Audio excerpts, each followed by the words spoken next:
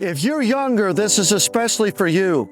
You don't get to live on anybody else's faith. It's to be your faith.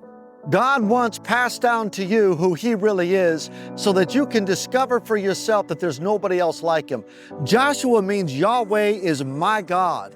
Joshua was the right hand of Moses. He saw all that God did in the life of Moses, but God wasn't just Moses' God.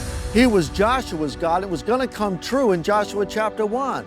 Joshua was going to have to be whom God had called him to be. And God told Joshua, Moses, my servant, is dead. But don't worry, Joshua, as I was with Moses, so I will be with you. Sometimes you'll lose the people you love most in the world. Sometimes the people that you love most in the world let you down. Sometimes you feel like it's just you and God, but that's all you need.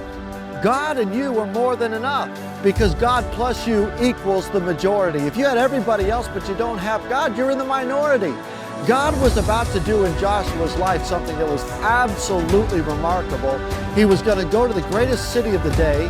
God was going to tell him what he wanted to do, and then God was going to cause the walls of the greatest city of the day to fall outward rather than inward. In other words, God said, I did it.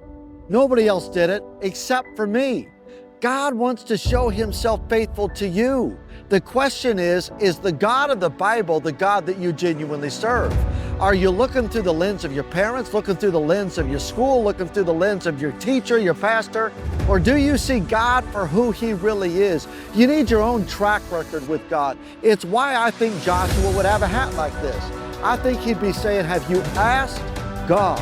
I can see Moses talking to Joshua saying, Joshua, you've seen what God's done for me, but God told me I can't go into the promised land. I'm going to be kept in the promised land, but not you. You get to go into the promised land. You've seen what God has done with me. Now, Joshua, let God do it with you. My friend, let God do for you what he has been preparing before the foundations of the world.